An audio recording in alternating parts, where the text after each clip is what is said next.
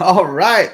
Hello, everybody. Good evening. I'm Axel1324, and as always, I am joined by my Halo partner in crime, or should I say my battle buddy, Lethal Terminus. What's going on, Lethal? How you doing? How's it doing? I'm good. Good to be here. That's awesome. So season one has wrapped up. Episode 9 is in the record books. So that will do it for the Halo season. But before we wrap it up, we are, of course, going to react to episode 9 as soon as I'm done messing around with everything here. Sorry, I'm trying to share stuff out on Twitter, all that good stuff that you're supposed to do before the show starts. But of course, I didn't do Yeah, it. you're slacking, Axel. I am sorry, I am in a hurry today. So today, whoa, why does it look like that? That is not a good look. Hold on, let me see if I can address this chat. Hold on. There we go. Much better. All right. So this was episode 9, and we start things off with exactly where we left off. Master Chief wakes up. He's beaten and battered. He goes to where the artifact was, and Miranda here tells his Master Chief that McKee is gone and she took the artifact. Lethal. What do you think about the opening? That very first opening sequence. The opening was about 10 minutes long, so we're gonna talk for a while about it. What do you think? Yeah, so yeah, picked up right where it left off, and that's all good and fine. Um, if we're talking about all of it, right? So starts off with Chief basically waking up. He sees that everything's kind of like disoriented from the blast from the artifact.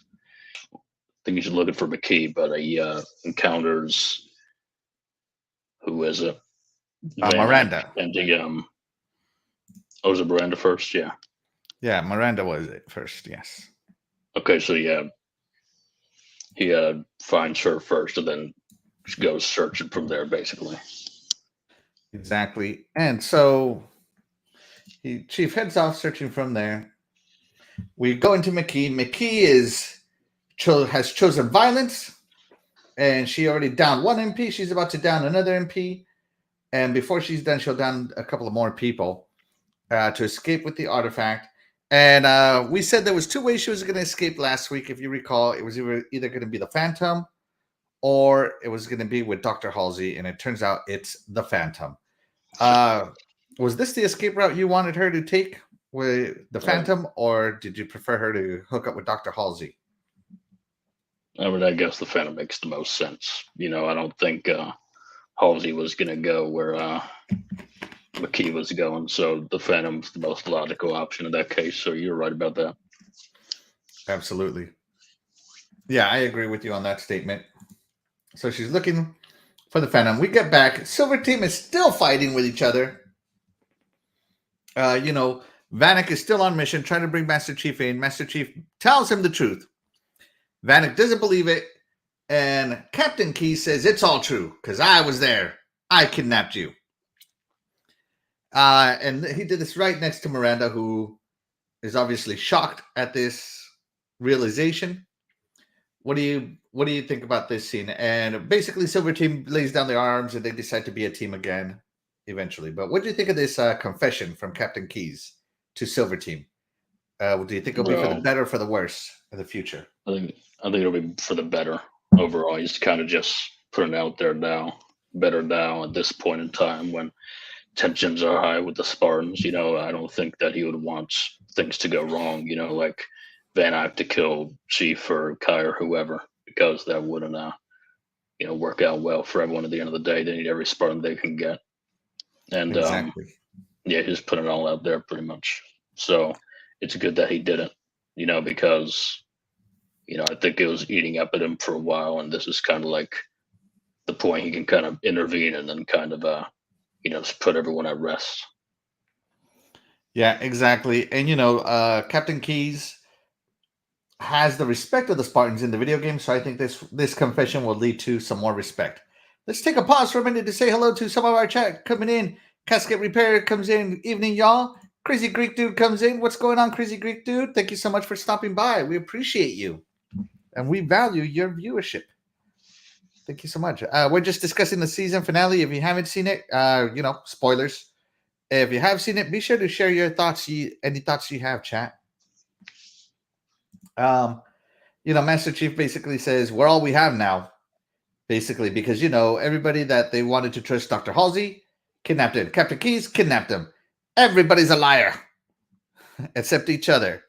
The ones who went through the training. So I think this is a very good a statement by Master Chief, because it is true. The Spartans are tight. They're a very tight-knit group. What do you think about this one? Yeah, it's absolutely true, actually, because there's nobody that has a better bond with these Spartans than these Spartans alone. They grew up with each other since they were, 6 years old. And that's right. They suffered with each other. For decades. So it is completely true. They can only trust in each other at the end of the day. Exactly. All right, so we move over to Dr. Halsey. Aiden is telling Dr. Halsey we have to go. Dr. Halsey's like, no, I don't want to go. Aiden says, no, everything's been prepared. You don't understand. We still have options. All that good stuff. This was a little telling. Like, they're surrounded. Everybody's got the guns pointed at him. And Aiden's like, we still have options. What? I was so confused on this. I was like, what option? And I thought it was options having to do with the artifact. And I'm like, no, McKee is gone. The artifacts are gone. Chief is gone. What is this guy talking about? Very cryptic, very confusing scene. What do you believe? What do you think of this scene? Yeah, I'm not sure what he's talking about there with options, because to me it doesn't look like you have any options except for fly away and escape. Because what are you going to do? Reason with them? No, they're here to take you in. Criminals. Exactly. Yeah. Also, check it into the chat. My lovely wife, Luis Vian, is in. Thank you so much. As always, I appreciate every time you support me, my lovely wife. She never misses a stream. It's always good. That's right. All right. So Silver Team comes together. 3 Spartans, Chief, Vanek, and Riz all go after McKee, who is escaping in the Phantom with dead guards all over the place. As I said, she chose violence. They're too late. If only they wouldn't have been messing around with their emotions earlier. What do you think? Yep. Again, you called it. She escaped on the Phantom, so there's that. And I guess the guards were twiddling their thumbs or something, not prepared, even though the whole place was, struck by the artifact or blasted them. So I don't know what they were doing. They should have been on guard. All right, something. All right, I want you to lead us through this scene with Kai chasing down Dr. Halsey's ship. Go ahead. Tell us what happened. Tell us what you thought. Yeah, so Kai goes off, not with the other 3 Spartans. She's like, I want Halsey. Halsey's mine. So she essentially goes chasing her instead of McKee. And then she sees that the ship is taken off, and she just books it. She sprints right past all the Marines, the Warthogs, everything, jumps right onto the ship. Yeah, I thought it was pretty good to show the speed, because she outran Warthogs, everybody, and caught up to an airplane increasing in speed to take off. So, wow. You know what I mean? Very impressive of Kai. And Kai gets in there. Now, here's the part. Helmet. She gets in there. The ship has been struck. It is going down. No helmet. Aiden smacks her in the back of her helmetless head while she's confronting Halsey. She one-hands Aiden through the roof. She yeets him right through it. Basically turning him into a hashtag. And let me see what the next scene is. And Dr. Halsey escapes in an escape pod while she's busy with Aiden for the few seconds. What do you think of this scene? Yeah, so I'll talk about the part before this picture shows up. So she gets on the ship, right? Yep. And they try to close the door on her. And she just, with her strength that she has, she just pulls it right open. And I'm Exactly. sure Halsey and Aiden were terrified, of course, because they're like, what's going to happen now? But Kai just asked, oh, what's my real name? Kind of getting all emotional, like, you've been hiding me for so long. I'm right here, right in front of your face now. So tell me the truth, Mm-hmm. And Halsey just does what she does. She always tries to buy time, and then Aiden just, smacks Kai in the head. And, since she's augmented all that, it just does nothing. And the look on Aiden's face. And then Priceless. this. Yeah, and then this, Aiden's dead for good.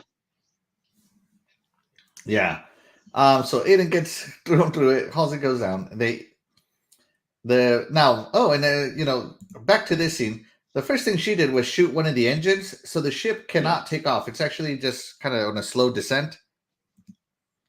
Right? Halsey leaves. Nobody's controlling the ship. The ship is going down. Kai is in it. She puts her helmet back on, of course. She's in it. It's going down. Everybody's watching the ship live on camera 9 or D-951117, right? Nice touch there. Yeah, I love the little details. Like it's that kind of stuff that makes it good. It goes down. It blows up. But out comes Kai from the flames, completely fine, and gets one of the best heroic shots of the whole episode right here, in my opinion. This is a pretty heroic shot, you gotta admit. I feel like this is something Michael Bay would be proud of. We just needed some lens flares. What do you think of that whole sequence? Yeah, but before I touch on that, I know it's not in the screenshots, but the little part where Halsey's just running away in the ship, I don't know. I just find joy. That's next, I think. Oh, you showed it. Okay, so I'll just leave it then. But oh no, actually, I didn't mean like where she's running away in the grass. I meant like on the ship itself, like just. Oh yeah. Okay.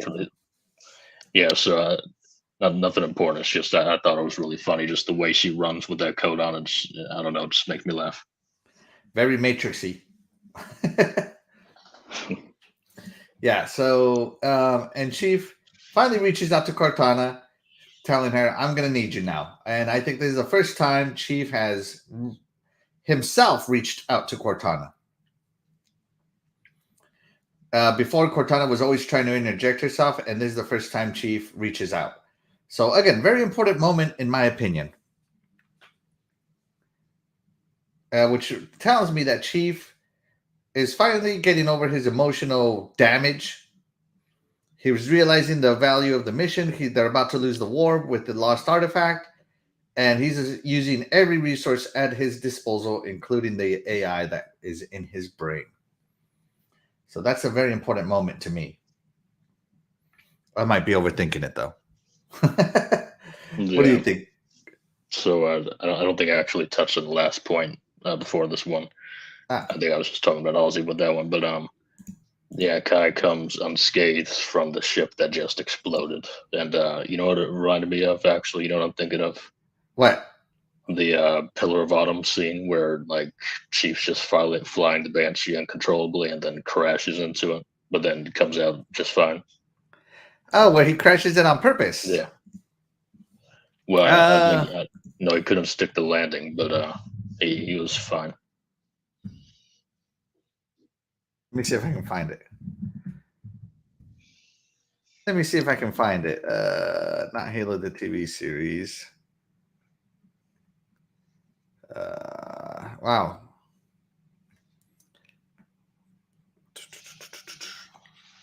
I don't think I can find it quickly. Let me see. Maybe if I look for, what is it? Halo CE. Pillar of Autumn cutscene or something like that.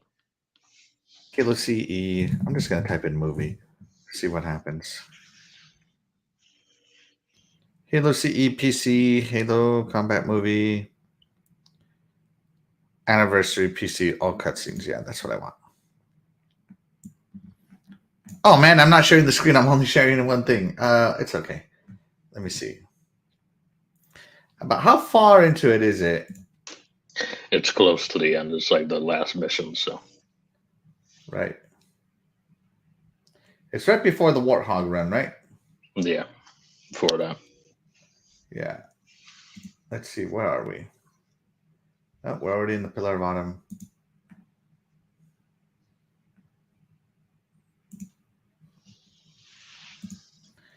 Okay, I got it.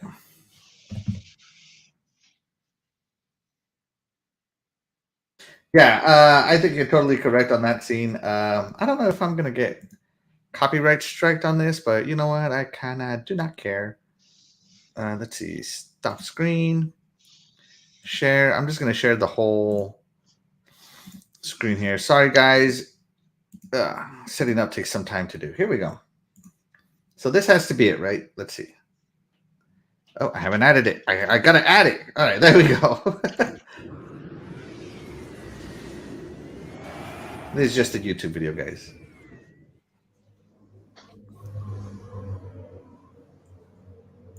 This thing is falling apart. It'll hold. We're not gonna make it. We'll make it. Pull up! Pull up! No. It's exactly the scene. You're right. Didn't you? There he goes, completely unscathed. Yep. They actually did this with the Arbiter 2 and Halo 2, if you remember. You right? Yeah, that's hilarious. Yeah, good call. Good reminder on that one. A little throwback to that. Little callback. Yeah. My mom steps into the chat. Thank you so much for tuning in, Mom. Appreciate you. So moving on. Where were we? Oh yeah, the Cortana scene. Did you want to say anything on this scene? I need you. So this entire series so far, Chief has been basically ignoring Cortana, just wants nothing to do with her, discarding her, telling her to go away, turn off, whatever, all this stuff. But now I think he understands that the mission he needs to go on, and, there's just the development that he's kind of had. He's warming up to, or he's accepting Cortana, not warming up, he's accepting Cortana now, and it's a good time for him. He definitely needs it for this. Absolutely. Let's see. All right. So they enter into this scene. They're in Dr. Key's lab now, I guess I should say. Dr. Key's labs. Everybody's like, they're hammering Cortana with questions, and she's trying to answer 4 or 5 different people at the same time. And, Chief brings up the star system. They start coming up with some theories with Cortana about lens refractions and all this stuff. And they basically say we can't see through it because of the angle, basically, that they're on. So Cortana and Chief basically figure out what all the UNSC scientists couldn't in 30 seconds. Yeah, it did not take long for them, did it? So good old TV drama right there, guys. Lots of fast resolutions, as always. They're very fast. My mom comes in the chat. She says, I love to see you guys having so much fun. Absolutely. I love having fun talking to people about Halo. You ever want to see me have a good time? Talk to me about Halo. Do not threaten me with a good time. And my mom says, I laugh a lot yesterday seeing the show. Oh, she's talking about the Iconic Video Games podcast from yesterday. Yeah, that was a fun show. I love it. Yeah, I love the other show as well. Thank you so much again, Mom, for your support. Now, Perengoski says that she's going to send 12 battalions, which is 10,000 Marines.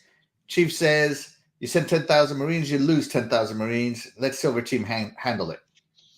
I thought that was a very kind of like the value of the Spartans kind of statement, worth 10,000, 4 Spartans worth 10,000 Marines, or maybe even more. What do you think of that? Yeah, look, the Spartans can just do stuff that hundreds, thousands of Marines can't, quicker, more efficiently, just everything you think of. They're just more efficient in general. The Marines are just kind of like an afterthought in this case. So if there's anyone that can do it, it's Silver Team, which in this timeline is basically Blue Team. And if you know anything about Blue Team, they have the most recorded missions, successful missions done in UNSC history. So, I mean, and unrecorded really can't beat a perfect track record.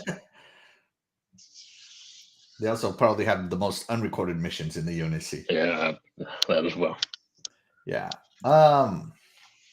So Perengoski goes on a monologue. We're getting some scenes going on. Perengoski saying that basically you need to leave John behind and only the Master Chief can go through. And I was like, oh, finally, thank God. I mean, finally, maybe now he'll put the helmet on and leave it on and become that stoic, always on mission Master Chief that we all know and love. So I kind of thought that was a very important thing to say that Perengoski was saying to Chief. What do you think? Yeah, Perengoski's been real this entire season, with some of the best lines that I think a lot of fans feel too. Because, some fans don't exactly like the way they're handling Master Chief, and that's whatever. But Right. I think they kind of get along with everything Perengoski's saying, when you're on the field, no John, no face, just Master Chief. That's right. That's what I say. Not the Master Chief I knew. Exactly. Just shout, throw back to that scene. Yeah. So that was a cool little monologue. So I captured this whole video here. Not the whole video, but this whole little exchange they had. So Silver Team is getting on the Pelican. Kai asks Vanek and Riz, she goes, hey, were you really going to shoot me? And Vanek goes, oh, I would have. And then Riz goes, oh, absolutely, no question. And she goes, Jesus, I can't believe you two. You're like ice cold. And then Vanek goes, well, weren't you going to shoot us? And she goes, of course I would have. I would have just felt bad about it. I don't know why. I love this exchange between the Spartans. What do you think of this one? I think it was great. This is probably one of the best parts in the episode, to be honest. I just thought it was funny. It was hilarious. It was great. No hesitation at all. They would have all killed each other. But, since Kai has the hell remove, she just would have felt bad about it. But she would have done it still. Right. Which, again, as they should. They are Spartans. They're supposed to stay on mission. 100%. Right. But I wanted to go back here. Give me 1 second here. Give me 1 minute, 1 second. Here it is. So I think I can show this mostly because it's on Twitter. So I don't think I'm going to get in trouble on showing a tweet. Oh, wait. There we go. So here on Twitter, this is from Halo, the series. This is the scene. So let's take a look at it because I love it.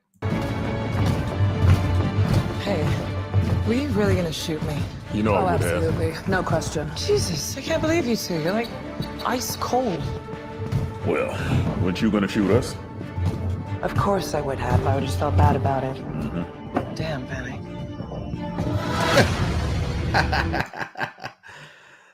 I love it. Did that come through? Yeah, it did. Fantastic. All right. So I just thought it was a great little exchange. And as I said, I don't think I'm going to get in trouble because that's a tweet in a public domain. So by the official account. So there you go. Yeah, actually, right before we head into this next part, I got to do something like 2 minutes of it. Okay. So while he's away, I'll take over for the show for a little bit. So the next scene is Dr. Halsey's escape pod has been shot down out in the open field. She's running from it. And she's slowly but surely getting surrounded by a bunch of Marines. And eventually she does get caught up to, thank God, like in my head, I'm like, man, if they don't catch her, these Marines all are incompetent.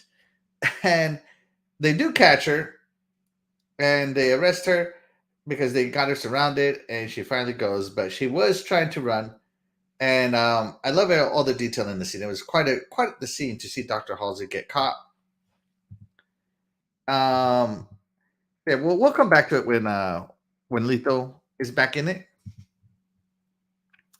And then we cut over to a different planet, and just based on the layout of the planet and the type of monoliths they have, I'm guessing that the planet that they are on is Sanghelios. The main planet of the Sangheli, the elites. The prophets are there. And, you see McKee returning with the artifact. Everybody's happy. And some prophets are casting doubt that because McKee also promised us the Master Chief's head, and she didn't deliver it. And she goes, "Isn't it enough that I brought the artifact? Are you not pleased?" And they're saying, "Oh, the great journey will come soon." And she goes, "Will I be able to come on the great journey?" And I believe the lead prophet, who I believe is Mercy. I think Mercy is the main prophet. He goes, "There's always a place for the Blessed One on the great journey." So powerful scene, in my opinion. I by the way, again, I love the way the prophets look, the way they did them, the details, everything about them, just top-notch work. Exactly the way that I would imagine they would look. Actually, beyond how I would imagine they would look, how cool they would look. So shout out to the CGI team that made the prophets. Yeah, next scene. So in the next scene, we're back in the Pelican. Silver Team is in the Pelican. John and Cortana are talking. Cortana admits to John that she was going to give, that Dr. Halsey was going to give her full control of John's body and mind. And just let you know I'm back. All right, hold on. We'll pause this scene here. Rewind. Beep, beep. So I told him about what happened with Dr. Halsey getting caught. Tell us what you think of the capturing scene, or your thoughts on the capture scene. Well, they definitely weren't going to let her get very far. Yeah, they had eyes on her right when she got on the drop pod. So they were definitely on her. Not going to let someone like that escape. Right. And then I was talking about how McKee returned to the prophets, and based on the monoliths, I believe she's on St. Helios because it matches the look on Halo 5 that's shown on Halo 5 very closely. What do you think? I don't think it's St. Helios, but it's one of their blessed worlds. Some people think it's what is it? Hesperos, one of the St. Helios planets, essentially. I do not believe it's St. Helios, though. I don't think it'd be hidden like this world is. Okay. But it's definitely a St. Helios planet, maybe a colony. Yeah, for sure. Or a training ground. Well, they call, later on they say release the zealots. So maybe it's a religious planet full of zealots. Well, the zealots are saying they rank essentially in the Covenant. There you go. I do remember that, them being ranked religiously. And I was telling him that I believe it's Mercy who's the main prophet, isn't it? In this one, yeah, I believe it's Mercy. So who are the three prophets? Regret, Mercy, and Truth. Truth. I don't know. Is it Truth that's the main prophet? Truth and actual lore is like the one that's kind of the head, but in this one, it kind of seems to be Mercy. But isn't Truth the first one to get killed? No, the first one is Regret. No. It's definitely, because I remember Mercy telling God,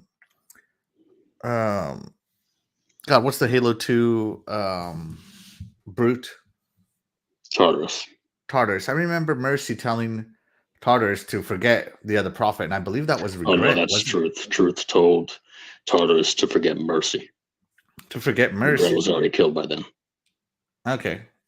All right, so then it might be Truth. This might be Truth then. Apparently, the Covenant don't have cataract surgery available for the prophets. Oh, man, that's great. I don't know, man. I got to tell you, I love the way these prophets look. They did a good job with them, for sure. Yeah. So I was just telling them that Truth, apparently I was wrong. I thought it was Mercy. But Truth, it might be Mercy because Mercy's the one who adopted her. Oh no, yeah, this one's Mercy. I just meant Truth, the main canon's the head one. Yeah. Now this is definitely Mercy. So this is Mercy, and he's basically saying to McKee that there's always room for the Blessed One to go on the great journey with them. Basically keeping her in line and promising her the world, no matter what Regret says, because he knows that they need her for the artifact.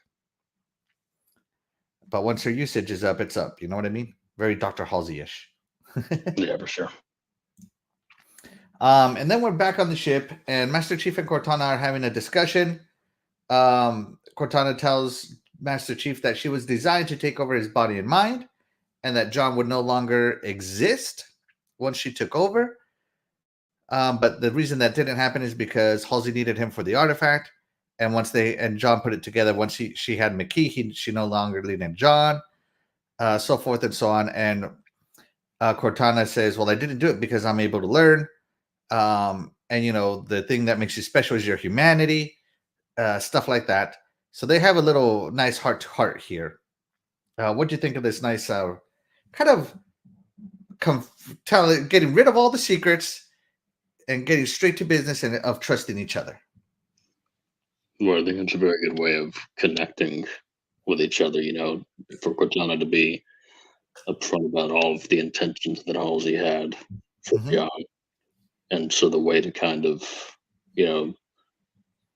completely remove Halsey from the picture is just to kind of tell him what was the plan and just to, erase it, bury it from there.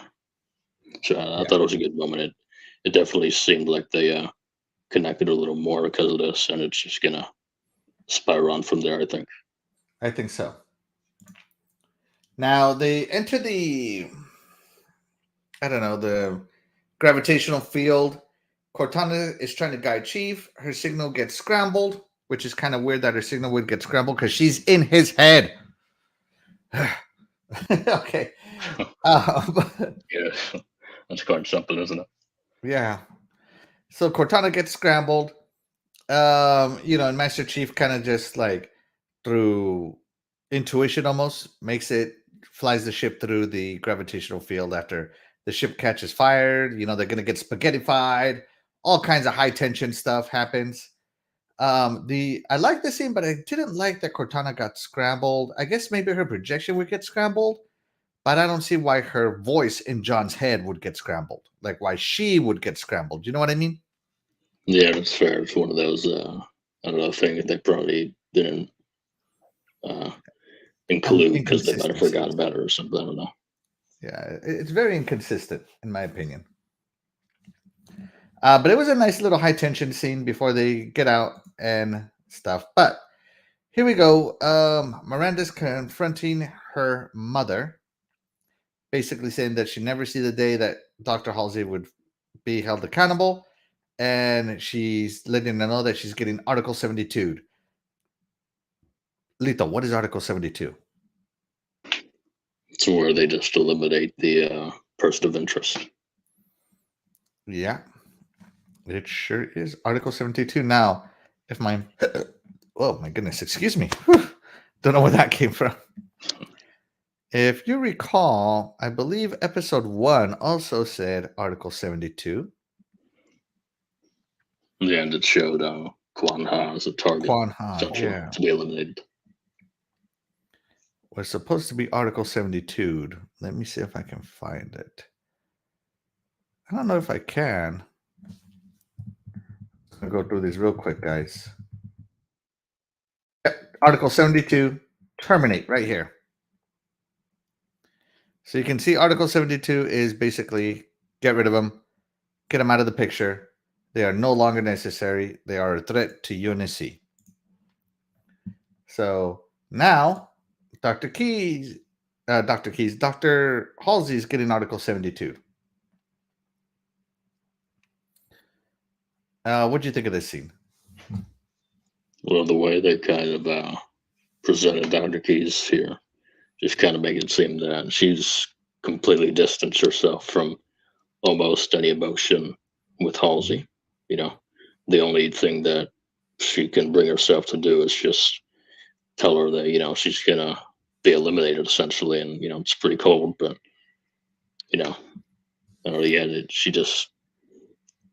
Halsey's been away from her too long, and all the things that she's been doing and that Dr. Keyes has been discovering has just kind of led to this really not cold-hearted, but, just very distant Dr. Keyes. That's what I felt with this. Yeah, definitely. Kind of like a little You're getting what you deserve almost from her daughter. Basically, yeah. Yeah. Now we go back, and McKee's getting into her ceremonial robe that she has. And the prophets are talking, and they're basically saying that she anoints herself for her own sacrifice. Basically, amongst themselves, saying that they're using her, and once she gets used, that's it. She's not going to go onto the great journey, quote unquote, as they say, right? So I just thought it was a little interesting scene. Not really too relevant, but just kind of interesting to see McKee getting back into her ceremonial robe. Anything to say about this scene? No, not too much. I don't think it's here in this scene or this shot, but essentially the tent that kind of surrounds this area is the tent that you see in Halo 5 and on San Helios. It's kind of like the San Helios tents they use. It's a little detail, but yeah, were the we temple also talking style? about what the prophets? Yeah, were we also talking about what the prophets were saying, or no? Or saying it to each other? Saying to each other. Yeah, so it's spot on for the prophets because they're kind of very deceptive. That's how they've always been. So to kind of see how the prophets are using McKee, because that's one of our theories in the beginning, was they either actually do believe in the Blessed One and all that stuff, or they're just using the Blessed One to get what they want and then discard her. And it seems like they're just using her because they don't care about humanity. They just see her as a tool. Yeah, the reclaimers are not. They don't want us to reclaim anything. Yeah. Now, Silver Team finally makes it to San Helios, to this planet, and they basically jump out. No parachute. Totally awesome scene here. You can see all four of them here with the Pelican flying away. It is quite an epic scene, in my opinion. So, yeah, what do you think of this this awesome little flight scene? Give me a minute. Talk about it for a few seconds. All right. Well, first of all, it's technically not a pelican, believe it or not. That looks exactly like one. Is it a This launch one's one? actually called a condor. Condor it's the bigger Pelican, the gunship. Yeah, basically a bigger pelican, but what it has that a pelican doesn't have is a slip space drive. So it's slip space capable, unlike a pelican. But yeah, and of course, Condor is very useful in Halo Wars. Oh yeah, good unit. But yeah, they're just dropping down here essentially and looking great while they do it. Yeah, absolutely. Really good shot for sure. I love this shot. Yeah. And of course, a good old sleeping grunt. Classic. I think this is a great shout back to the grunts. In lore, I'm actually very curious, Lethal. In lore, is there a reason why the grunts are always sleeping? They don't really give one besides they're slacking on the job essentially. To be honest, since they're the lowest of the covenants, they're also pretty young. They're not very old at all, so they're undisciplined for the most part, and they kind of just take breaks and exploit everything they can, every opportunity. Right. And so since especially since this planet is supposed to be almost undetectable by humans, why are they going to stay alert so heavily? Sleep on the job, why not? Nobody's supposed to be there. Right. Now this I'm sorry, keep going. Oh no, that's it. That's all I'm saying. Now this particular grunt gets slammed on by Master Chief. He basically lands right on him with no regret. There's a bunch of other grunts, but there was one particular grunt that got taken out in a very particular way, and that was that he had his face mask removed. Now, grunts cannot breathe air. They breathe a toxic gas, which is why they all have this little gas mask. So I thought it was a very nice attention to detail that they kicked that mask off and the grunt basically chokes to death. So I thought that was a very nice call to detail. Did you enjoy that as well, Lethal? Yeah, absolutely. And if I'm right, that's one of the assassinations for one of the games. You rip the gas mask right off of them. There you go. So let's see. Silver Team's on the ground. Master Chief says, let's move. Kai, you got the back. All that good stuff. Nobody's there. They're not detecting anybody. Back to Dr. Halsey. She's having a seizure, bleeding from her nose. Miranda, Dr. Keys walks in on Dr. Keys. Dr. Keys walks in on Dr. Halsey, and she's having flashbacks to the interrogation of her with John. And she almost immediately knows that that's not Dr. Halsey. I was like, no way. It's a Flash clone. Dr. Halsey escaped. So, were you taken aback at this genius bit of deception by Dr. Halsey, Lethal? Yeah, absolutely. I was kind of shocked. Now I know that Halsey's smart, but I didn't think that this was the method that she was going to use to get away. I thought she was basically just going to somehow finesse her way out of the, the whole system or whatever area. But no, she was completely one step ahead. And absolutely. I thought she was going to get you're going to get Article 72, but instead we're going to put you in sword base. Right. Yeah, as you said, finessed, right? But no, she got out via a Flash clone. She was playing 40 chess. That's right. Now, where do you think the Flash clone came in? Now, I have a feeling, right, in my head, that the Flash clone goes all the way back to right here. I believe that these were Flash clones of both Aiden and Dr. Halsey. The whole time. Dr. Halsey might have left a long time before this. She may have never made it onto her spaceship. What do you think, Lethal? When do you think this Flash clone was put in play? Yeah, I mean, it had to be pretty early on, right? Because quite a few things that happened. She was on the ship, all that. I don't know exactly when, but all I know is that Halsey was genius with this. And I don't think that Aiden had a Flash cone, to be honest. I don't think so. I don't think that Halsey cares enough about other people to, try and do that much for them. I do think that was actually Aiden. Yeah, I think personally, and I'm going to go back a little, right? I'm going to go back to episode 8. Let me see if I can quickly find this. Let me see if I can quickly find the keyword here, being quickly. I think that in this scene right here, oh, where did it go? Right here. No sentiment. This is when she put her Flash clone in. Because this was the last time she gave like a little smart aleck smirk. You know what I mean? So yeah, I think this is when she decided to throw in her Flash clone on episode 8. I could see that, yeah. Yeah. Oops. Did I close too much? No, I didn't. All right. So yeah, this is a Flash clone. Miranda recognizes it. Admiral Perengoski, he said, let them treat your mother. And she goes, that's not my mother. What a fantastic little scene this was. Fantastic, in my opinion.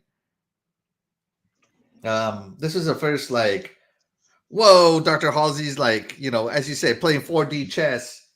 She's over here living in the 24th century, and everybody's still in the 23rd century. You know what I mean? Yeah, stroke of genius. Stroke of genius. So we get back. McKee's in her ceremonial robe. Oh, hold on. We got a input from the chat here. Casket Repair says, you don't think she may just be selfish enough to want to keep her yes man around? Aiden might have been useful to a certain extent. You never know. Once their usefulness has expired, they're done for, my guy. Yeah. I think Aiden might have been a Flash clone as well, but I'm unsure of the other Dr. Halsey. What do you think? Well, I'm sure you have a screenshot of the real Dr. Halsey, so I'll talk about that when we get to that. Yeah. All right, so here we go. We're back on this planet. It's having some sort of lunar eclipse that lasts forever. You see the elite guards here. The what are these ones called? Huh? Honor guards. The honor guards, which is great. You see the three prophets: truth, mercy, and regret. If they follow the canon, and they're basically giving a speech right before McKee is supposed to show them the talisman. What do you think of this nice little temple setup? I loved it personally. Yeah, no, this temple was really good, really well done, and the honor guards look fantastic too. They don't look exactly like their lower counterparts, but it's some kind of like a spin on the design, and it looks really good. So, props to them for that. Just the seat in general, just really formulated very well. Exactly. I loved it. Now, Silvertine was going through it, but this grunt right here, this little guy, he basically sees them and goes tattletelling.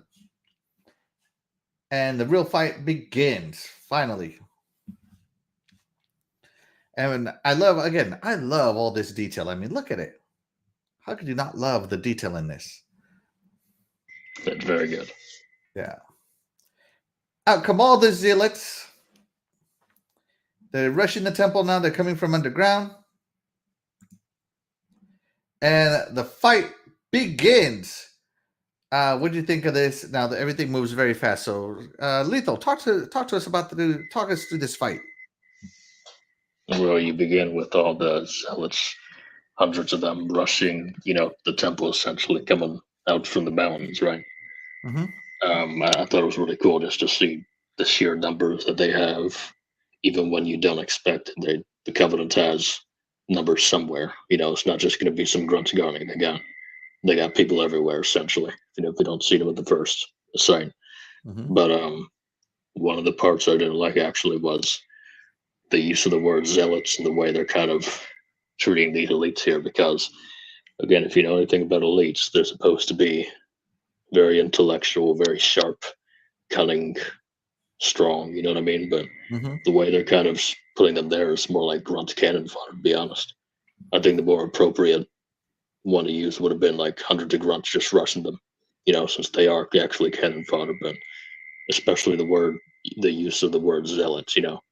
Zealots is supposed to be like one of the highest honors in the Covenants for the ranks for the elites, and to put them as just berserkers, essentially. A little bit of a strange choice, but that's just a little nitpick at the end of the day. Right. And some Jahani dropped down. Master Chief. First time we got to see the brutes besides Aatrox, so that was cool. Right. I thought it was cool too. I thought it was really neat. Of course, McKee's worried about her boyfriend, so she's picking through to see what's going on. Oh my god. And in comes our favorite brute of all time, Aatrox himself, doing an awesome superhero landing. I couldn't help but capture this part right here. Look at this shot. Perfectly appropriate for Aatrox. Now, if you look at his hammer, it has one sharp edge and it looks like 3 blunt edges. Yeah. And I'm going to guess this is where the energy comes out of it. That little red lightning that he uses. Right. But what a shot. What a fantastic shot this is. What do you think?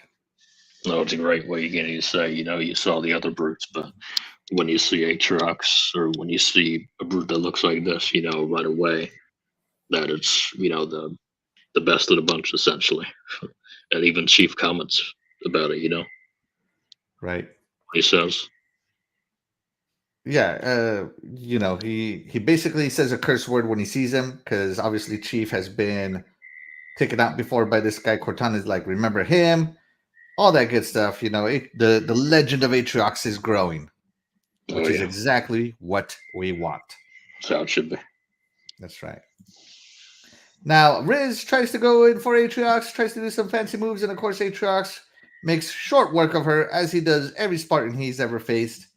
Just quick, efficient work.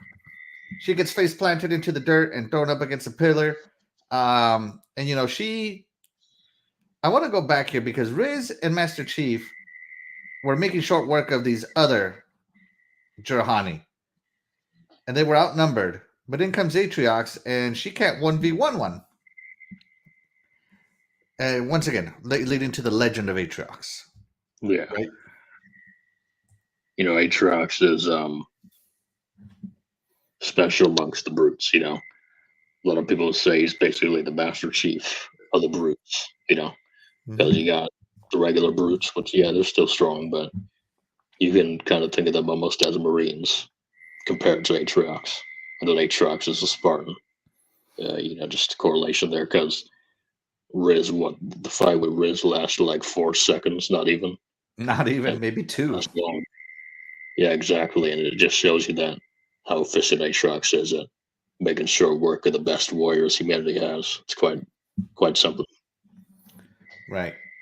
So she gets made short work of. Master Chief goes to save. So Master Chief here, he's taking on 3 brutes. Now, I want to keep by himself. There's one here, one in front of him. Here's Master Chief. And there's one off screen over here. But he's basically taken on 3 brutes and is able to take on 3 brutes, no issue. Fantastic fight scene. Loved every second of it. What did you think of this 3v1 to show what an awesome badass Master Chief himself is? Well, I think the action scene was good itself, you know. I understand why they're not doing some of the, you know, the actual damage intake that the brutes would have. But the damage that they take is definitely not anywhere near accurate as to how much damage they'd be able to intake, you know, in lore. Because if you know anything about the lore, there's been brutes before that have taken full AR clips to the face and still marched it on. Like, it's pretty insane. Yeah, But, and you know, in the these lore, there's brutes are also getting- another brute that almost killed Master Chief. Yeah, just a regular brute miner almost choked Chief to death. A regular old brute. But of course, this is the show. We are fast forwarding everything for action's sake. Pretty much. And then Chief saves Riz. We move into Riz view cam, and Chief is standing no chance against Atriox. I mean, look at this. Atriox is basically choking him out. A pose of dominance versus a pose of struggle. What can you say? Well, I got something to say. Did you notice that the stance right there, the way he's holding him, is basically just like Halo Infinite in the beginning? It is. Oh, is it? The one where he takes him, but in Halo Infinite, you're in first person view, so. Well, you know what I mean? Just the kind of stance, the way he's holding him, all that. Let's see. Let's take a look at Halo Infinite. Let's look. Hold on a second, guys. Opening cutscene. Yeah, give me 1 second here. I got to move through the cutscenes carefully, you know, so. Let's see. Halo Infinite opening cutscene, right? Yeah. Yeah. Halo Infinite opening cutscene. Intro cinematic from Halo themselves. Let's see. Sorry, you guys can still hear it, but I.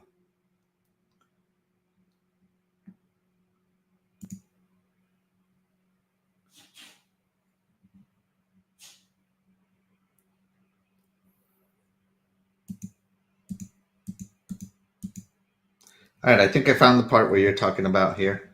So let's add this back to the stream. And no sound, guys, but let's take a look at what we're looking at here. So here's Atriox. Here's Master Chief. You know, Master Chief is not giving up, but Atriox is just, there it is. That's probably the chokehold you were talking about. Oh, well, that, but the other one as well, the one where he throws him off. Right here.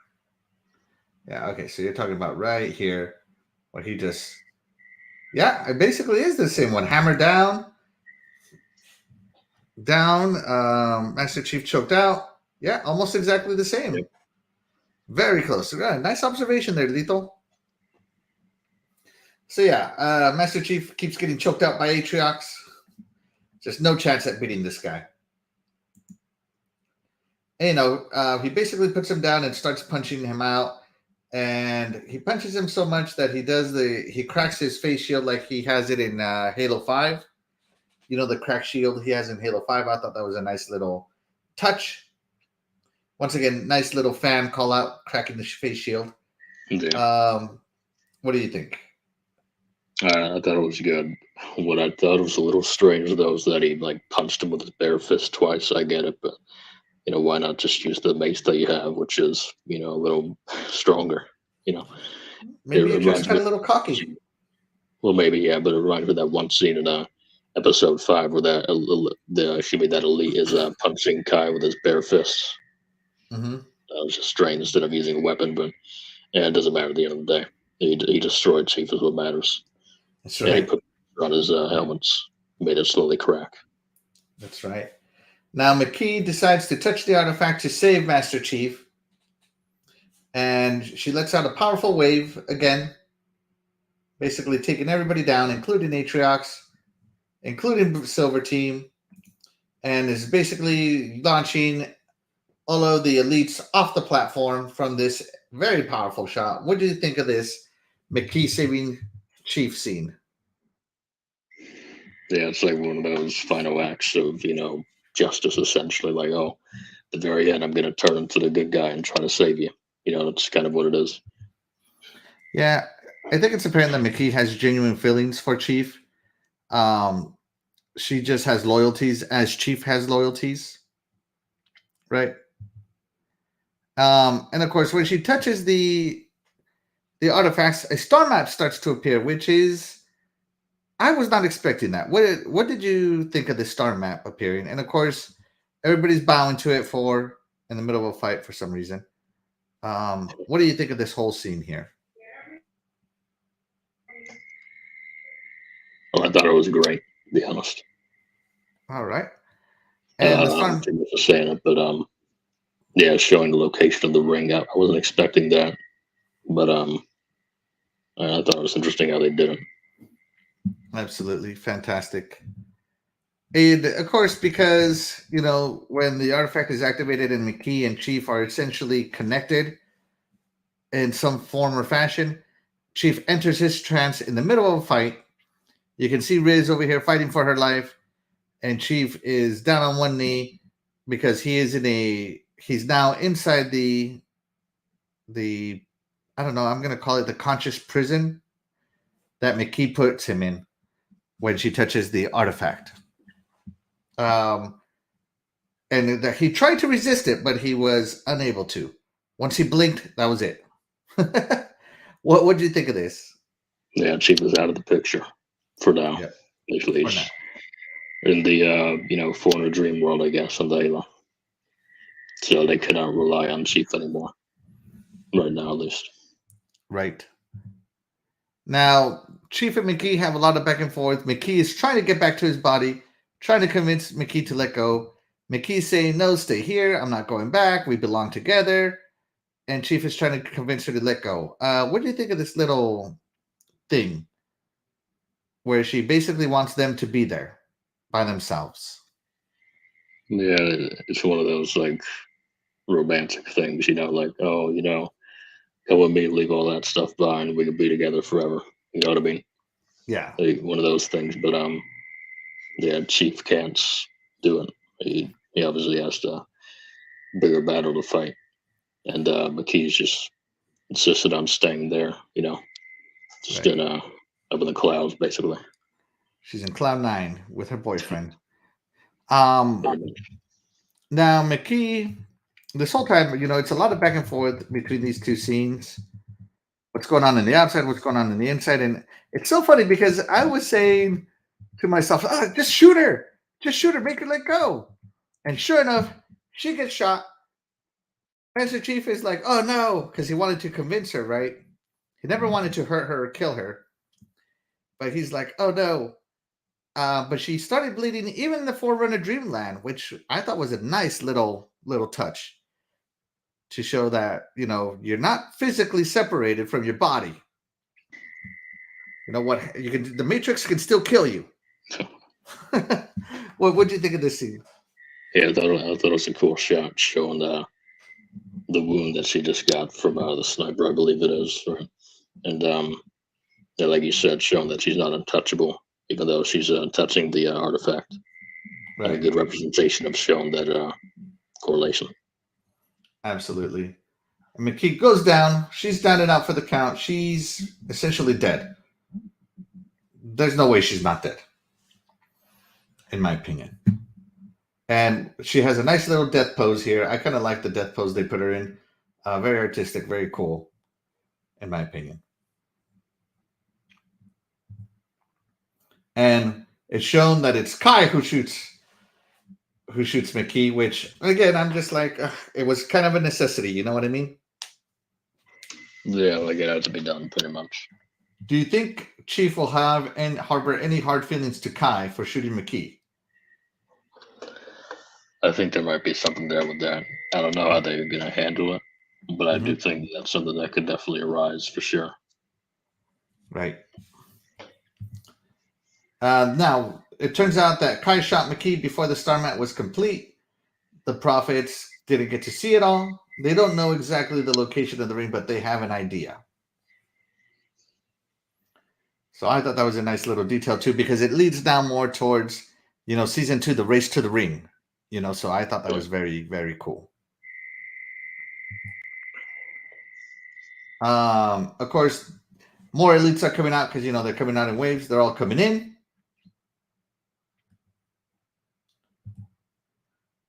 And what happens here? She got stuck with a plasma grenade.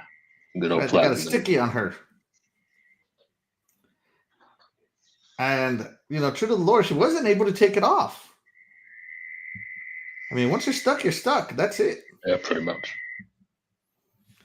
And, off Cortana and Chief are now talking to each other. Finally, they're trying to formulate an escape plan. Cortana is basically saying, forget the artifact, we got to go. Silver Team is down. It's not looking good for Silver Team here at all. And here you see the results of the plasma grenade. Riz is basically her whole shoulder's blown off. She has a hole in her armor. I mean, it's basically an instant death as it is in the video game. Yeah, she's hurt pretty bad. Now, as for them having to leave pretty much because they just have to get out of that situation. What I did find strange, Axel, is that we saw the 3 prophets floating up above. I know they're kind of high above, but not that high to where they couldn't see them. That's one of the things, like, you could have killed all 3 of the prophets right there before you left. Right? The 3 leaders. Maybe they're not sure who they're looking at yet. I'm not sure. Maybe. Although, I don't know. If I see somebody sitting on a throne-like object, I'm going to assume that's a leader of some kind. Yeah, just hide above the crowns and thrones. Yep, right here. Yep. So, yeah, I agree with what you're saying. So here, Chief is purposely kind of not fighting back because he's trying to tell Cortana to take control of his body. So, because if Cortana takes control of his body, the artifact will no longer react. So that way they can get the artifact and get out of there. And so do you think he was purposely taking damage, or do you think he was hurt and couldn't fight back as much anymore? I do think it was hurt. I don't think he would purposely try to take damage because he still did kill a few guys, as he moved towards Aatrox. But yeah, I think that he was kind of hurt, to be honest. All right. And he's basically telling Cortana to take over. Of course, Aatrox gets basically shot in the eye, which might be where he got his cool scar. He lets out a vicious roar, and what a cool scene this is here. I got to tell you, the work on Aatrox just top notch. Yeah, that was good. As for the scar, yeah, good way of kind of putting it in, I guess. Like, that's how he got it. Not in lore, but this is how he got a scar, basically. So, cool kind of way to do it for the silver timeline, I think. Right. And he basically crashes Master Chief. This is Master Chief down right here. Here's Aatrox. He threw him through the temple on the ground. And he's basically dead for all accounts. Cortana's trying to reach him out to him. He's either unconscious or dead. So here's Master Chief dead. Here's McKee dead. Here's Cortana. And I don't know if Master Chief was dead. I'm thinking unconscious. What do you think? Well, for the sake of the series, I don't think that he's actually dead. But he's most definitely highly injured, for sure. And unconscious as it stands. Right. And just another note of detail. Back to Halo Infinite, actually. If you think about it technically, Aatrox is the last face Master Chief ever saw. Remember when Aatrox says that in Halo Infinite? I'm Aatrox, is. and I'm the last face you'll ever see. I do remember that. Right here is where Aatrox tells him. Oh, hold on. I don't have closed captions. Oh, no captions. No subtitles available. But yeah, right here he says that he'll be the last face he ever sees. Yeah, you're right. Halo, another callback to the Halo Infinite. Awesome little details you're picking up here. Lethal. Awesome. So Cortana takes charge of Chief's body. Chief recovers all his strength, all everything, or either that or Cortana can force it to not feel it. And you can see the crack here. You can see the HUD is gone. It's all replaced by Cortana Vision, as I'm going to call it. But you can still see the crack in the helmet, which I thought was a nice detail. What do you think of this nice little visor view? I thought that was really cool detail. I'm glad they did all that. It's the little things that count, actually. That's right. And Cortana is double wielding the worst gun in the game, the plasma pistol, but she's making short work of everybody.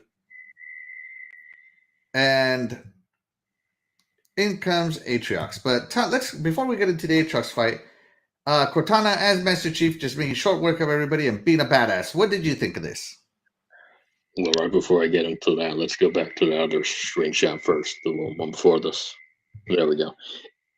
Okay. Yep, right there you see Aatrox. If you look closely, another reference. He's actually pretty much almost in the exact same stance he does in Halo Wars 2 cover.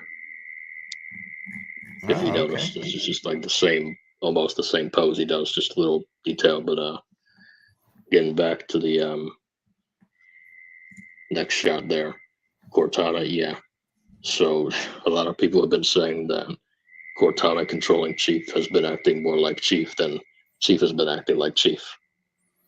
But it's whatever. But what I will say is that she's definitely using everything to the maximum efficiency, essentially.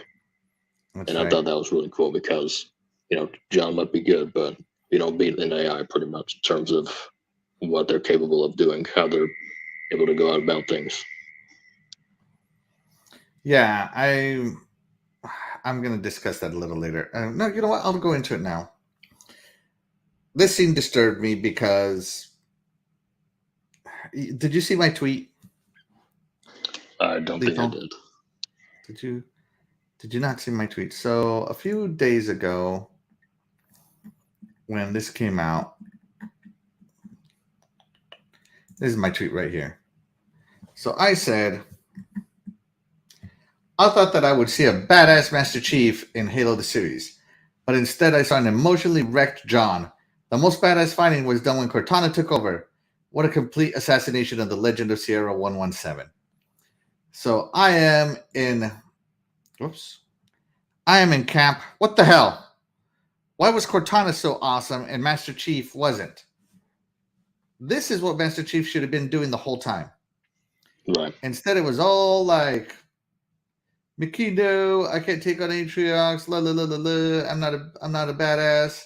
But in steps Cortana, and suddenly he becomes the demon again. Well, I have a big problem with this scene. Yeah, you and a lot of other people too, and I'm pretty much right there with you as well because it's definitely an odd choice for sure. Actually, real quick, you know what people have been calling Master Chief? And no, not Master Chief. They're giving him another name now. Oh no! What did they give him? They're calling him Jimmy Rings. Jimmy Rings? Yeah, it's supposed to be a spit on John Halo. So instead of John Halo, it's Jimmy Rings. I just think that's funny. Yeah, the representation of Chief is definitely strange because, for Cortana to kind of act more like Chief than Chief acting like Chief, that's most definitely not a good thing that nobody really agrees with. Yeah, I don't see how Paramount Plus better fix this. 343, you better get involved. I know you can hear us on the internet. This is not, as Pergosky said, that's not the Master Chief I knew. You know, um, I know Pablo is trying to build a character, and revealing his face and having, when they're not in combat to have his helmet off. I get it. But when the helmet's on, you better be Master Chief. And so far, Pablo has not, outside of episode 1, the beginning combat, he really hasn't been Master Chief ever since. Yeah. That's my opinion. I am not in agreement with this entire sequence right here. It was cool, but I'm not in agreement with it. Yeah. I agree. So Cortana is making short work of people. Aatrox decides to start charging Cortana. And instead, a bunch of artillery fire comes in, and Aatrox gets blown away. And I'm going to assume he got injured.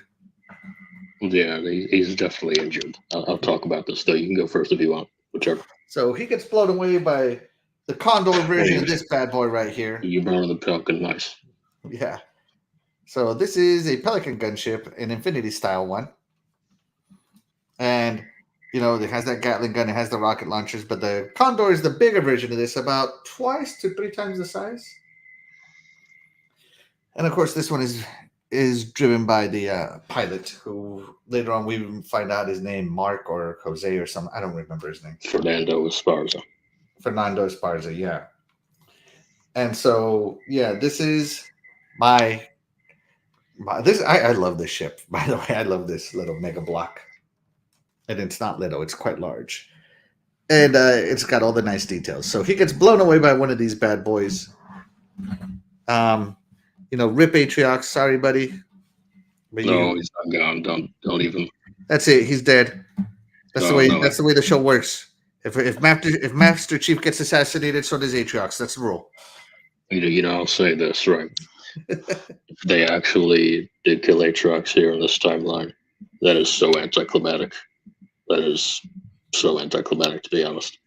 I get why they wanted to put him in. I understand, but this is, they're just banking on what's new and relevant, kind of like I said, which can be a good thing, but also kind of a poor representation of the character, But I do want to talk about my theory as to what they can do with Aatrox in this timeline if he's not dead, which he might not be dead.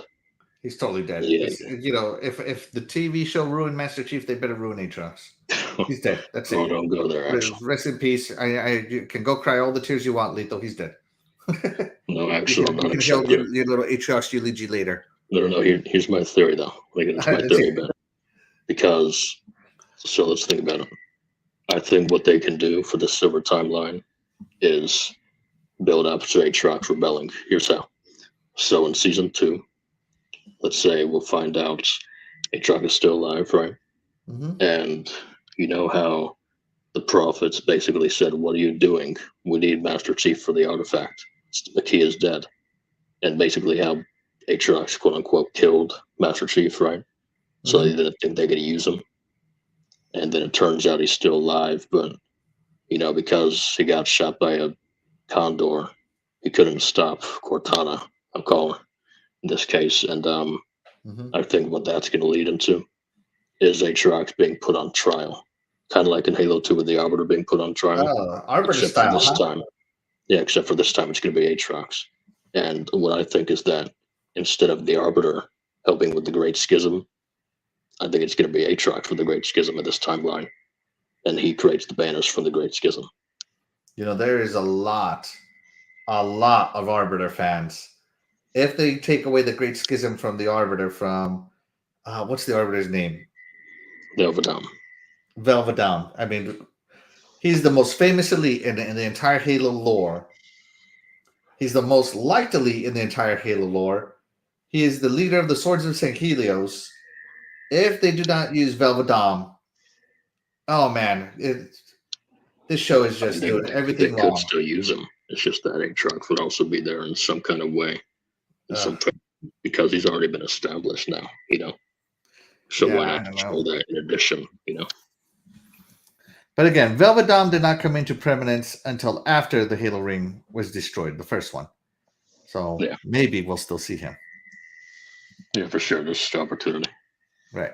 So the Pelican comes in, giving them nice artillery fire. Cortana picks up the artifact again, strong as heck. Not as strong as Atriox, but strong. And she walks it into the Pelican, and they fly away and escape. What do you think of that whole little sequence? Of course, Silver Team's injured. Kai was like, "No, don't touch it, Chief," and he touches it, and nothing happens. So she knows something is up. Yeah, for sure. I'm not sure if they realized it was Cortana controlling him at that point, but they knew something was wrong for sure, since he wasn't saying anything, and he just kind of, got from point A to point B. Right. So that was a quick little sequence, and I swear this is maybe like 30, like not even 30 seconds of screen time between that scene and this scene, guys. Oh, I don't think it's showing up. I think it's just you showing up on camera. Oh shoot, you're right. Oh my goodness, why don't you tell me something, Lethal? All right, I was missing that at first. Yeah. All right, sorry. So Master Chief, he gets blown up, and the Cortana picks up the artifact, and they're gone. It's maybe 30 seconds of screen time. And of course, the prophets are saying, "Stop him! We need him alive! We need him alive!" And stop their escape, and they escape. So to no avail, they escaped. And Riz, of course, is heavily injured. Cortana makes a makeshift torch out of some gas lines and basically closes the wound by searing it. I don't know how effective this would be in medicine, but it works great for Hollywood. Because usually burning creates more injury. Just kind of putting that out there, guys. Just putting that out there. What do you think of this? And of course, great acting here. You can see the pain on her face, all that good stuff. Well, I think it's a good scene overall because we've seen stuff like this before, or at least read about it in the books. Spartans getting heavily injured and they have to be, healed and sterilized, all that stuff. So to showcase that is, definitely something right from the books that they're trying to show here. So I think it's a good touch. Yeah. And here's Dr. Halsey. She's not dead. Instead, she's wearing a white robe with a bunch of other white-robed people. She's giving a little monologue, writing in her notebook, saying it's time for us to take control over our evolution. And she heads off into the space elevator. No Aiden in sight. What do you think here? What do you think these white-robed people are? White robe people, I don't know, but what I'll say is she definitely looks very relaxed and happy almost, because she got away with it. She looks completely unconcerned because she knows she outplayed everyone. But I think there's also another assistant that kind of talks to her, to tell her the ship's ready or whatever. So I think that's going to be the new Aiden, essentially. That's kind of what I was talking about before. Like, she's already got another assistant. Why sacrifice the resources to save one when she's got plenty of others? Right. All right. So there you go, Casket Repair. She is selfish. She maybe is replacing her yes man with another yes man. The cult of Halsey. Yes man. Yep. Coming into play here. So yeah, she's alive. You can see she's wanted by the UNSC. Yeah. Date of birth, March 19, 2492. And there you go. Catherine Elizabeth Halsey. Most wanted person. Category red. And we go back to the ship. And Kai goes, "John, is that you?" And basically, Master Chief stares at Cortana, stares at Kai, and says nothing, and comes back around, and the series ends on that note. What did you think of that? A bit of a jarring end. I didn't think they were going to end there. I thought it was going to be something else, or like some sort of cliffhanger leading into the fall of Reach, Mm-hmm. And so I didn't expect it to end like this. I mean, it's fine, it's whatever, but I kind of know something's up for sure. And what I heard some people were hoping, or at least were thinking, that when he turned to Kai, it would just be like Steve Downes' voice. That would be something, wouldn't it? About that, like, okay, Pablo Schreiber, I think that's his name, is dead. Now it's the actual Master Chief, John Halo. Yeah. Steve Downes. Steve Downes, yeah. That would have been epic. I would have lost it if that would have been what happened. Like in a good way. You know? And then so yeah, that's the end of this episode. Lethal, what do you give the season finale episode? Hold on a second. Hold on. Let me pull some stuff up. Here we go.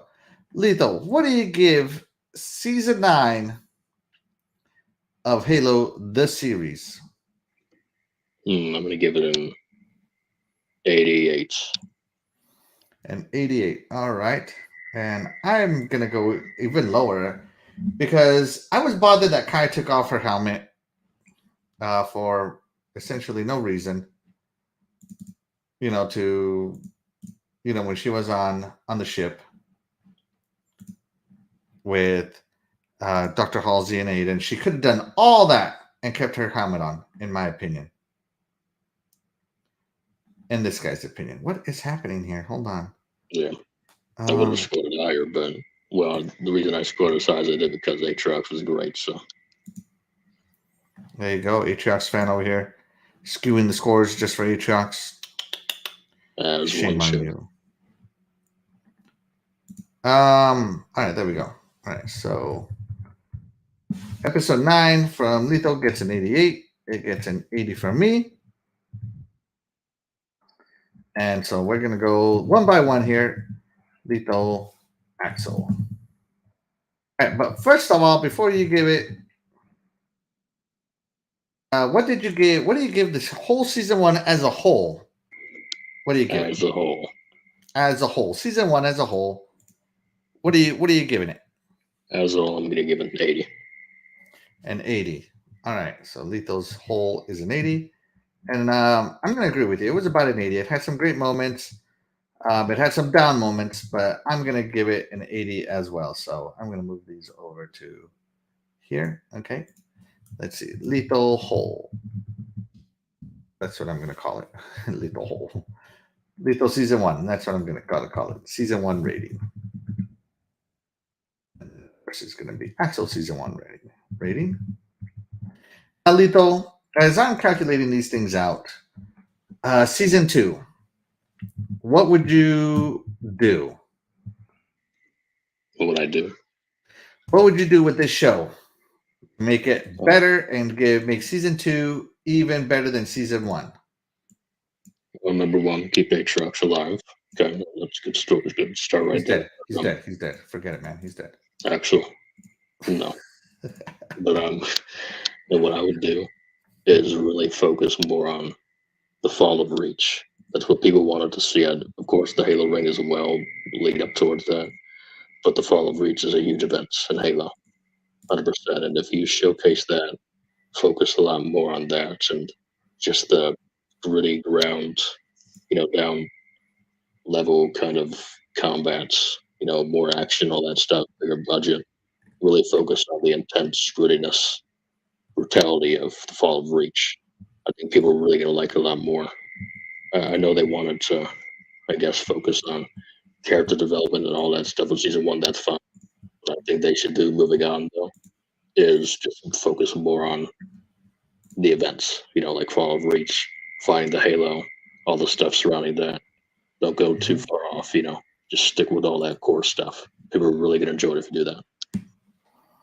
Absolutely. What I would do in season 2 is I would get rid of Emotion Chief.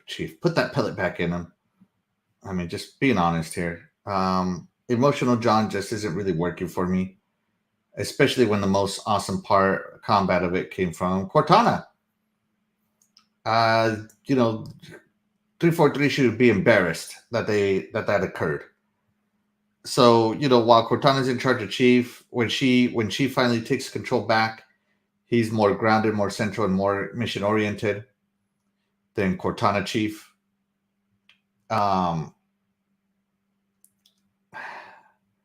let's get the. I think the next step is going to be the Fall of Reach. I think what it's going to be is the prophets are going to be looking for Master Chief to end the artifact, and that's what's going to take them to Reach, and hence the Fall of Reach. I also kind of want little subtle callouts to Noble Team and what they're doing, because Reach was a planetary-wide invasion.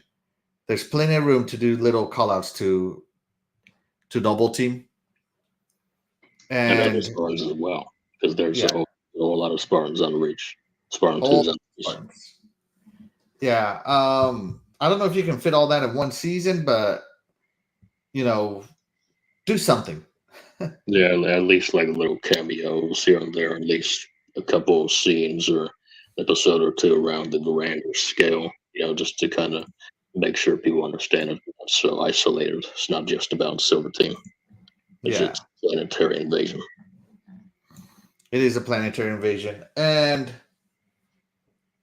I don't know, maybe Dr. Keyes can figure out a way to remove Cortana from John's head and put her on a chip.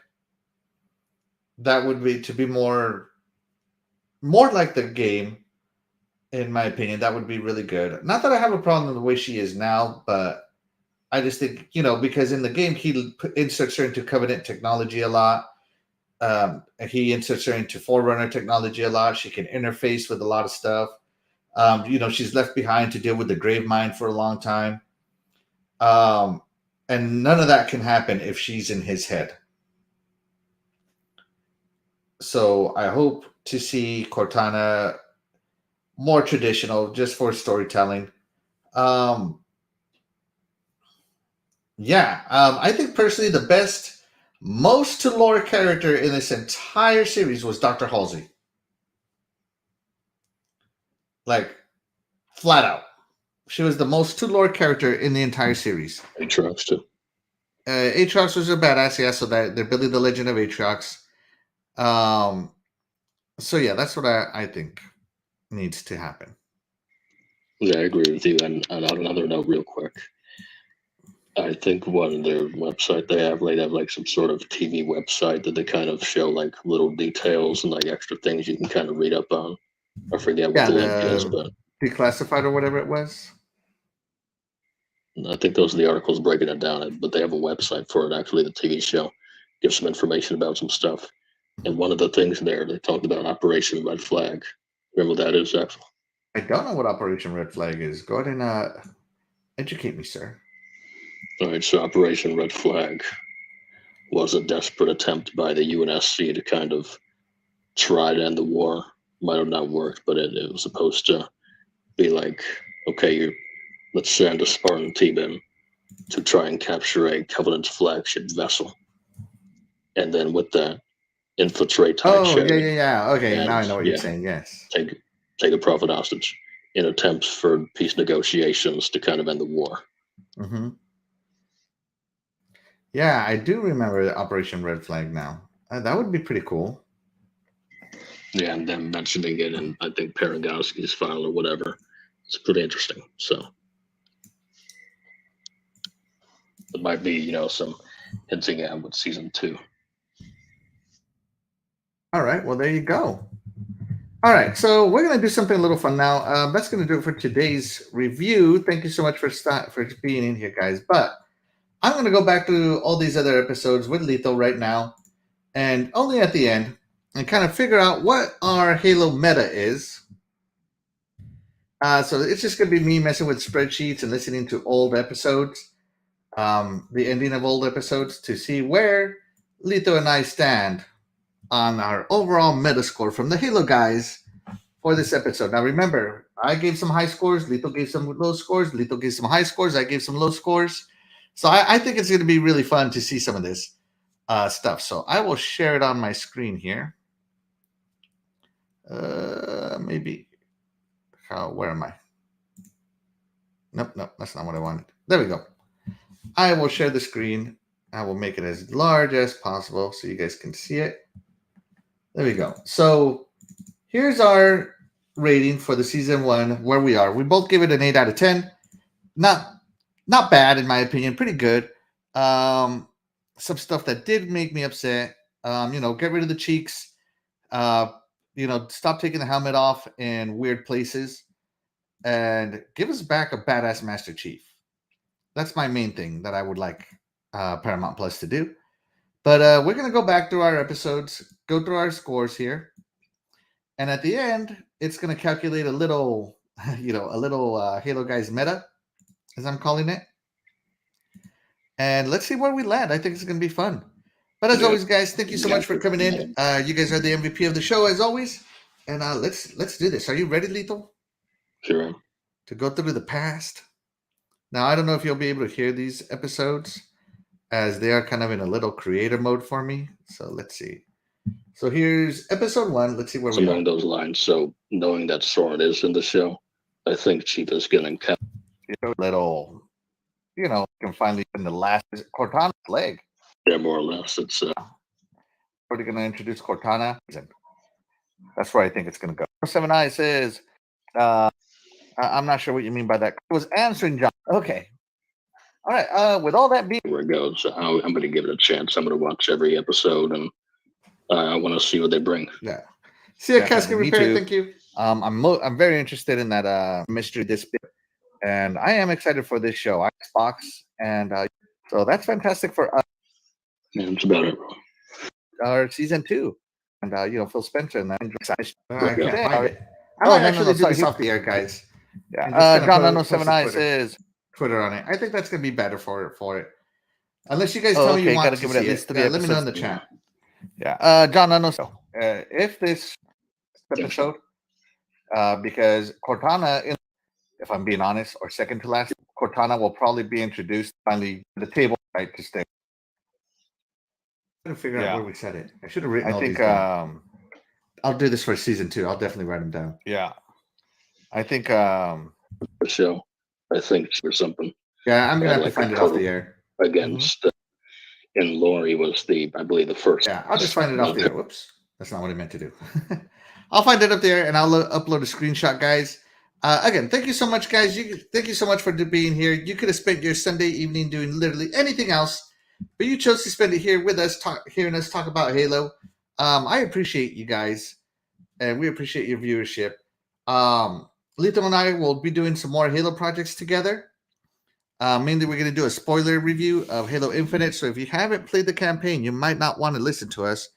We're going to talk to you about what we loved, what we hated, and of course, our personal score for it. So be sure to tune into that, guys. And with all that being said, I think we're going to get out of here. Lethal, let the people know where they can find you. Yeah, you can find me at Lethal Terminus on Xbox and at Lethal Terminus on Twitter. It's pretty fun doing this, so thank you. Absolutely. And of course, we're going to do this again for season 2, so in about a year. But until then, we'll be releasing pre-recorded videos every Sunday or so from the Halo guys. So with all that being said, guys, thank you so much for tuning in to these live shows. I truly appreciate it. And we'll catch you guys next time.